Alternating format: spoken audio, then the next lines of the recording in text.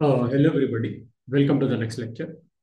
तो गाइस, अब आपके मन में एक बहुत ही सिली क्वेश्चन उठ रहा होगा, जो मेरे मन में भी उठा था जब मैंने मशीन लर्निंग स्टार्ट करी थी, कि सर इस डाटा सेट पे कर्व फिटिंग करने से होगा क्या। राइट, हम ये कर क्यों रहे हैं। मतलब हमारे पास डाटा है, ठीक है, बहुत अच्छी बात है। हमने मान लीजिए कोई तरीका ऐसा ढूंढ लिया जिससे हमने कर्व फिटिंग कर भी ली, यानी कि हमने डेटा पॉइंट से उस कर्व की इक्वेशन निकाल ली, जिस कर्व की इक्वेशन से ये डेटा पॉइंट्स आए हैं। तो उससे फायदा क्या होगा भाई। कोई तो कारण होगा ना जिसके लिए हम ये करेंगे। ऐसा कोई फालतू की हॉबी तो नहीं होनी चाहिए कि हम ऐसे ही बस हमारा मन किया कि हम चलो ऐसा कुछ करते हैं तो करके देखते हैं। भाई कोई तो इसके पीछे एक सॉलिड चीज होगी ना, तभी तो दुनिया इसके पीछे पागल हो रखी है। Why everybody is going into AI machine learning.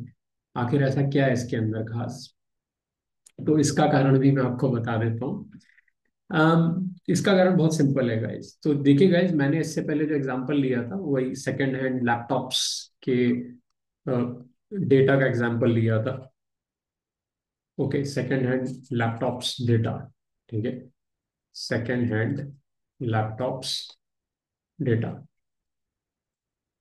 Right.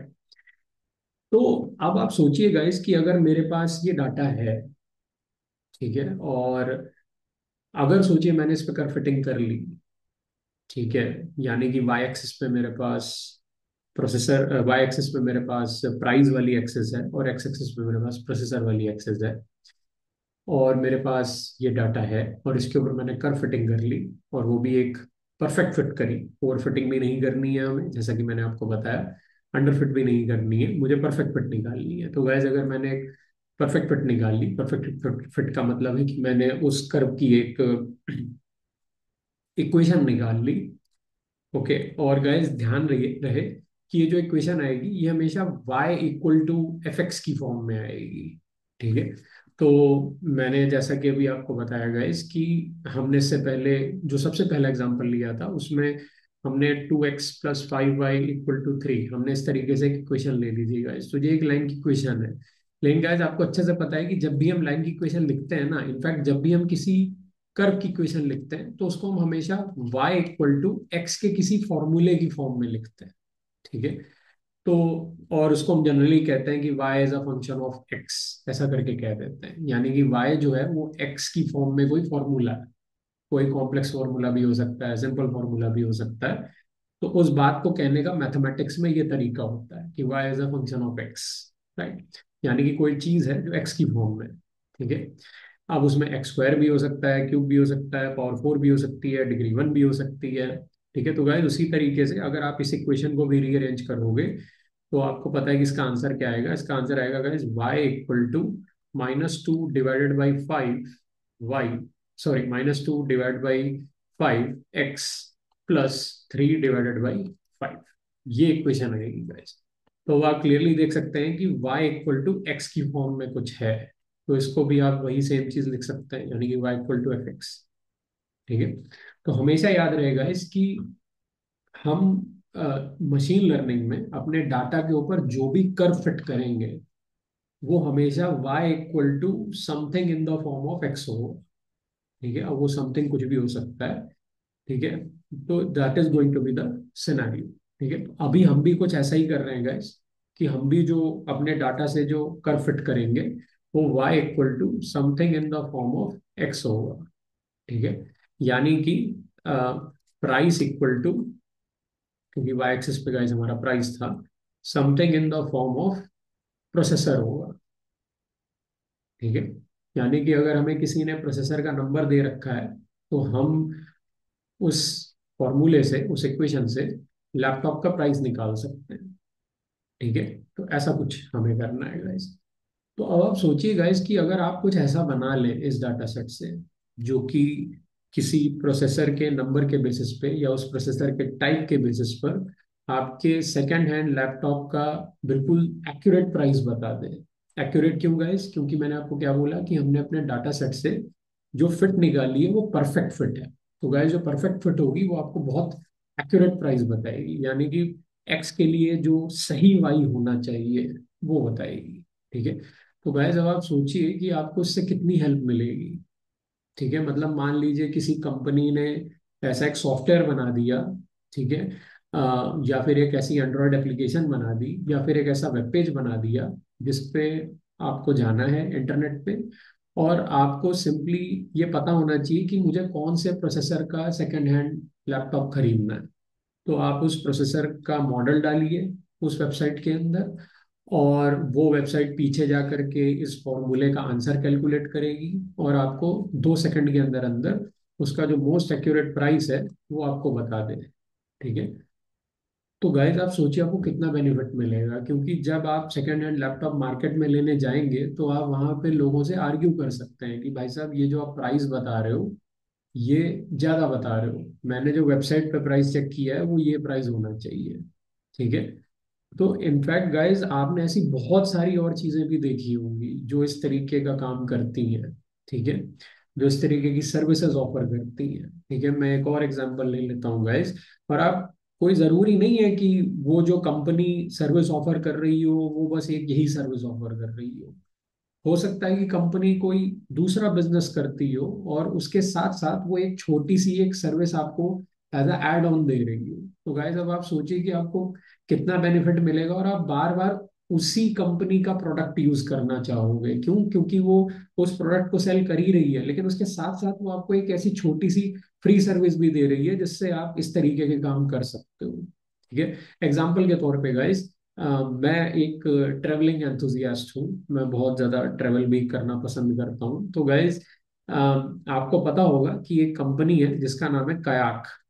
ठीक है, कयाक, KAYAK, कयाक। ठीक है, तो कयाक कंपनी क्या है गाइस? कयाक है, ऐसी बहुत सारी कंपनीज है, क्लियर ट्रिप है, क्या कयाक है। ठीक है, आप इन सारी कंपनीज से क्या कर सकते हो? होटल्स की बुकिंग करा सकते हो, फ्लाइट्स बुक करवा सकते हो, अगर आपको कहीं घूमने जाना है इस तरीके की चीजें कर सकते हो। अब गाइस इस कंपनी का मेन बिजनेस क्या है? इस कंपनी का मेन बिजनेस है कि उन्हें, वो टिकट्स सेल करती है फ्लाइट्स के, और होटल की बुकिंग सेल करती है। लेकिन गाइज ये कंपनी एक बहुत ही अच्छा सा एक फीचर प्रोवाइड कराती है जो कि मशीन लर्निंग बेस्ड फीचर है, जो कि AI बेस्ड फीचर है। और वो फीचर क्या है गाइज, कि जैसे मान लीजिए आपने इस वेबसाइट पे जा करके किसी फ्लाइट की बेसिकली प्राइस देखा, फ्लाइट बुकिंग का प्राइस देखा कि भाई अगर मैं ये फ्लाइट बुक कराता हूँ तो अभी मुझे ये फ्लाइट बुकिंग कितने की पड़ेगी। बट गाइज आप इमेजिन नहीं करेंगे कि इस कंपनी ने अपने सिस्टम के साथ एक छोटा सा AI बेस्ड सिस्टम अटैच कर दिया है, एक छोटी सी सर्विस अटैच कर दी है जो ये अपने लोगों को फ्री में देती है। ठीक है, और वो सर्विस क्या है गाइज, कि ये सर्विस आपको ये बताएगी कि आपको क्या अभी इस फ्लाइट की बुकिंग करनी चाहिए कि नहीं करनी चाहिए। कैसे बताएगी? ये आपको ये भी बताएगी कि क्या इस फ्लाइट की बुकिंग अगले 12 घंटे में महंगी होने वाली है कि सस्ती होने वाली है, उसके चांसेस कितने हैं महंगा और सस्ता होने के। तो अगर गाइस वो सस्ती होने वाली होगी तो वो लोग उसकी वेबसाइट पे आपको नीचे लिखा मिल जाएगा कि आप अभी इसे अभी बुक मत कराइए, आप 12 घंटे बाद बुक कराइए तो आपको ये ज्यादा सस्ती पड़ेगी, क्योंकि चांसेस हैं कि ये 12 घंटे बाद सस्ती हो जाएगी। तो गाइस अब आप सोचिए कि फिर आप क्या करेंगे। आप तो मोस्ट ऑफ द टाइम अपनी फ्लाइट बुकिंग्स कयाक से ही करवाएंगे, क्योंकि बाकी कोई वेबसाइट तो इस तरीके की सर्विस दे नहीं रही है।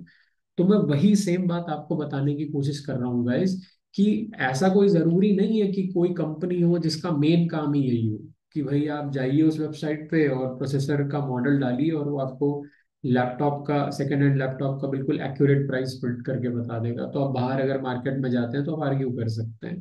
तो हो सकता है कि वो कंपनी कंप्यूटर पार्ट सेल करती हो, लेकिन उन्होंने अपनी वेबसाइट के साथ ये एक छोटा सा AI बेस्ड सिस्टम अटैच कर दिया कयाक की तरह। अब गाइस आप सोचिए कि आप अगर उस वेबसाइट पे सिर्फ इसीलिए आते हैं कि आपको एक सेकंड हैंड लैपटॉप का प्राइस जानना है कि एक्यूरेट प्राइस कितना होगा, लेकिन हो सकता है कि आप उस वेबसाइट पे आए तो थोड़ी बहुत शॉपिंग भी कर लें। तो गाइस इस तरीके से हो क्या रहा है कि जो कंपनीज हैं उनका प्रॉफिट हो रहा है बिजनेस में, क्योंकि वो अपने कस्टमर्स को AI बेस्ड सर्विसेज ऑफर कर रही हैं। And that is the reason guys कि ये मशीन लर्निंग इस समय इतनी ज्यादा फेमस होती जा रही है, बिकॉज बिजनेसेस के प्रॉफिट बढ़ते चले जा रहे हैं इस तरीके की सर्विसेज को ऐड ऑन करके। तो ये एक बहुत बड़ा फायदा है। ठीक है, तो इसीलिए गाइस पूरी दुनिया मशीन लर्निंग के पीछे पागल हो रखी है, क्योंकि ये सारा काम मशीन लर्निंग से ही हो रहा है। मतलब आप सोचिए, आप एक टाइप की भविष्यवाणी कर रहे हो कि आगे आने वाले 12 घंटे में क्या होगा, या फिर आप ये भविष्यवाणी कर रहे हो कि अगर मैं इस स्पेसिफिक प्रोसेसर के मॉडल वाला सेकेंड हैंड लैपटॉप खरीदता हूँ तो मार्केट में मुझे उसका प्राइस कितना पड़ेगा, आप उसकी भविष्यवाणी करें। और गाइस कमाल की बात यह है कि ये भविष्यवाणी काफी एक्यूरेट होती है। ठीक है। अम, कई बार ऐसा भी होता है गाइस कि ये भविष्यवाणी धीरे धीरे खराब होती चली जाती है, एक्यूरेट नहीं भी होती है, धीरे धीरे ये भविष्यवाणी बेकार भी होती चली जाती है। स्टार्टिंग में अच्छी होती है, लेकिन जैसे जैसे आपका जो एआई बेस्ड सिस्टम है, या जो आपकी वेबसाइट है जो प्रोडिक्शंस कर रही है या जो भविष्यवाणी कर रही है, वो जैसे जैसे और काम करना स्टार्ट करती है, धीरे धीरे गाइस वो भविष्यवाणी खराब होती चली जाती है। वो खराब क्यों होती चली जाती है, ये तो बहुत डिटेल्ड टॉपिक ऑफ डिस्कशन है, लेकिन ऐसा होता है कि जो एआई बेस्ड सिस्टम्स होते हैं ना guys, वो डिग्रेड होते चले जाते हैं अपनी परफॉर्मेंस में, वो उतना अच्छा काम नहीं कर पाते जितना वो स्टार्टिंग में करते थे।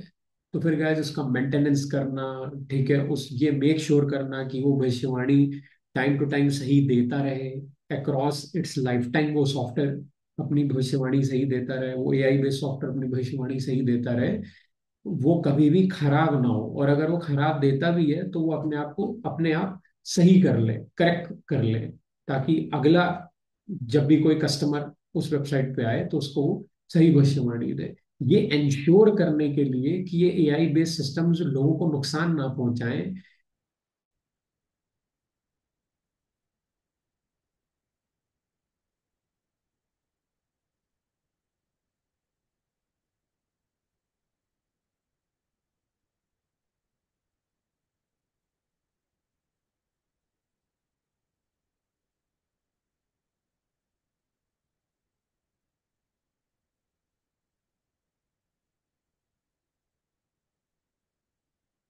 ओके। तो ये इंश्योर करने के लिए गाइस कि ये जो सिस्टम्स हैं ये लोगों को नुकसान ना पहुंचाएं अपनी जो है वो गलत भविष्यवाणी से। तो गाइस क्योंकि लोग तो इस पर भरोसा करेंगे, क्योंकि इनिशियली ये अच्छी भविष्यवाणी दे रहा था, तो लोगों को ऐसा लगेगा कि अरे वाह, ये तो अभी भी अच्छा काम कर रहा होगा, ये तो अच्छी भविष्यवाणी दे रहा होगा। तो इससे लोगों का नुकसान ना हो, क्योंकि इसकी भविष्यवाणी खराब होती चली जा रही है, इसके प्रोडिक्शंस खराब होते चले जा रहे हैं। तो ये इंश्योर करने के लिए इसकी प्रोडिक्शंस एक्यूरेट रहे अक्रॉस इट्स लाइफ टाइम, जब तक ये वेबसाइट काम कर रही है या जब तक ये एआई बेस्ड सॉफ्टवेयर काम कर रहा है, इसके लिए गाइस हम यूज करते हैं एक सॉफ्टवेयर मेथोडोलॉजी, जिससे कि हम अपने एआई बेस्ड सिस्टम्स को मेंटेन करते हैं। और गाइस उसे बोला जाता है एमएलऑप्स। ठीक है।